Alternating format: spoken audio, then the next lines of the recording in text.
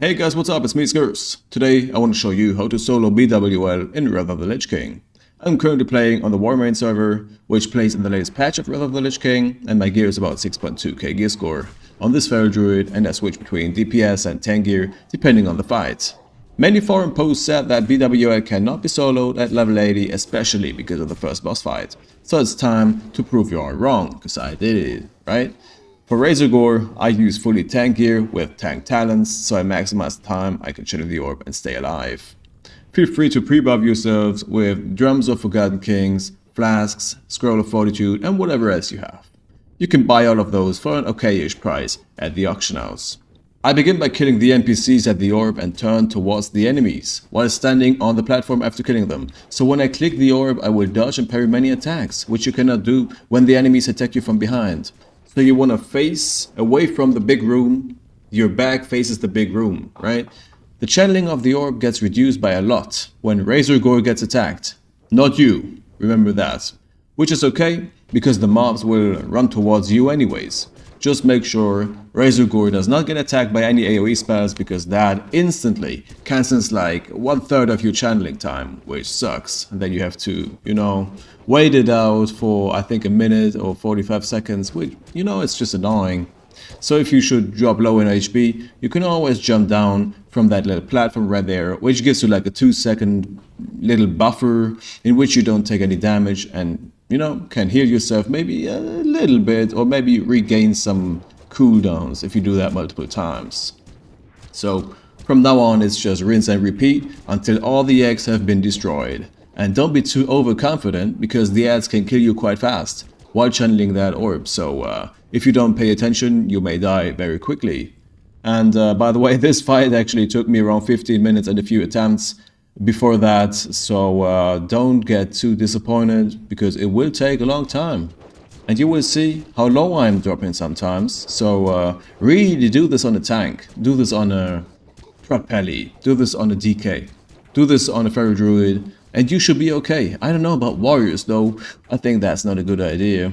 But what I really find very important about this fight is the ability to stop controlling Razorgore, There's an ability. So when you feel like you're dropping too low, there's too many ads attacking you, you should just, click that spell and stop controlling Razorgore, so you can really focus on yourself. And just make sure before you cancel the boss, or before it completely runs out, you want to move as far away as possible with that boss, so you can even reduce a little bit of damage that you receive, because the boss is way too far away from you. He will take like 10 seconds to run towards you, so you just have some time to kill the ads in the meantime. You know what I mean? Alright, I think by now the boss should be dead, and we will move on to the next one. The second boss of BWL, Vaelstrasz, or however you pronounce him, is actually not a DPS race like in classic WoW. Because you are alone in this raid, you will not be debuffed by burning adrenaline, so you do not take massive amounts of damage. Also, you get the buff called Essence of the Red, which gives you unlimited energy, unlimited rage, mana, whatever resource you have. So you can really pump some damage. So get the boss up the stairs, and whenever you drop low, you jump down this platform right there and heal yourself up before he reaches you. And repeat. Repeat that a few times and the boss should be dead. Congratulations. Next.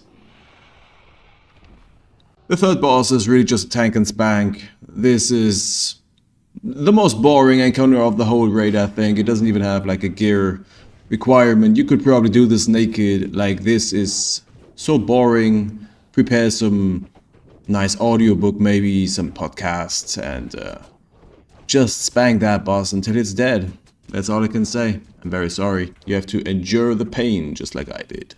Right. Firemaw, boss number 4, is a mix of tank and spank and full DPS race. So go full DPS with your strongest gear and just pump him as hard as you can. Pause. I advise you to use Flask of Resistance so you take less damage from that insane fire breath. 5k damage per fire breath is kinda much for you, I think, so you don't want to take that risk. Very simple fight, I gotta say. Fight him at the wall, or he sends you flying all the time, which reduces your DPS. So, fuck him up. Next. Ebonroc is the most annoying encounter of this whole raid, as he heals himself back up with this debuff that he gives you. It's not dispellable. Whenever you try to run away from him, you instantly get a new debuff. When he knocks me away and I try to sprint away, you know, there's nothing I can really do. The only thing that you can do is out DPS him with some lucky dodges, lucky parries, lucky crits. You know, the stars have to align and the planets have to align, you know, Saturn and Jupiter and, you know, all the planets have to be in line. So you're super lucky and you manage to kill this boss with pure DPS, as is the only way you can kill him. Look what I'm doing. I've been doing this for like 45 minutes and this boss just would not die. Like, insane in the membrane. But I eventually managed to kill this guy. So you need 6.2k gear score at least, I think, to really out DPS this fella right here. And I wish you, yeah, a good time.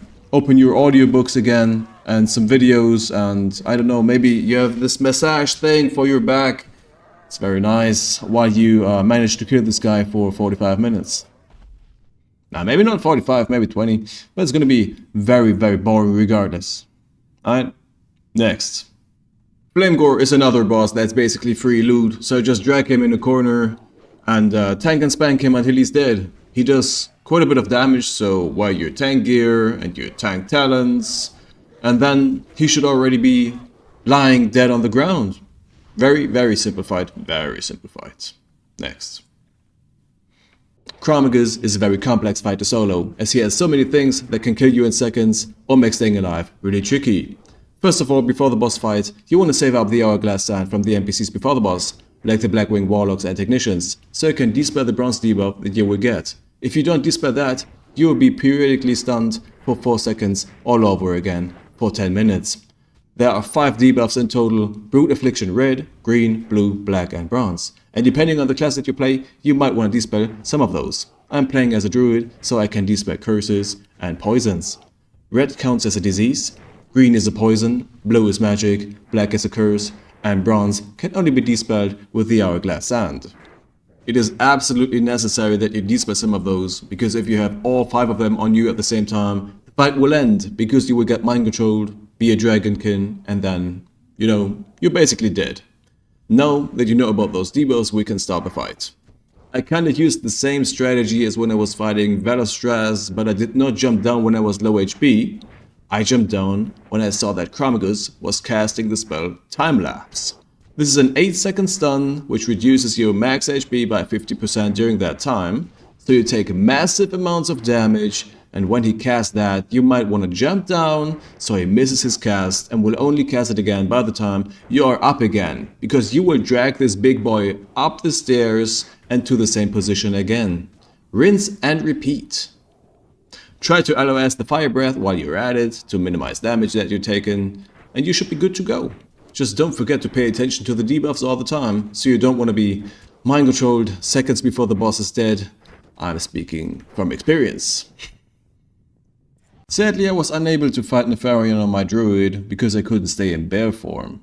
I was forced to stay in cat form because of the class call ability, which, depending on the class that you play, is a really bit of an annoying shenanigan. So I was forced to stay in cat form, couldn't heal myself back up, and I just eventually died, while Nefarian was only at 85%. So I used my pretty badly geared DK. I don't know what his gear score is, I think it's like 5.6k. And I just tank and spank this guy into oblivion. He couldn't get me below 80%. And yeah, that's it. Nefarian is super easy depending on the tank that you play. I think anything besides druid should do the trick. So yeah. Oh, anything besides druid and warrior. I don't know about that. Maybe prove me wrong. But paladin, DK, that should do the trick for sure. Very easy fight, to be honest. One of the easiest, if not the easiest, of the entire raid. So have fun with your ash candy or whatever transmog you want to get from this raid, and see you in the next one. Thank you for watching.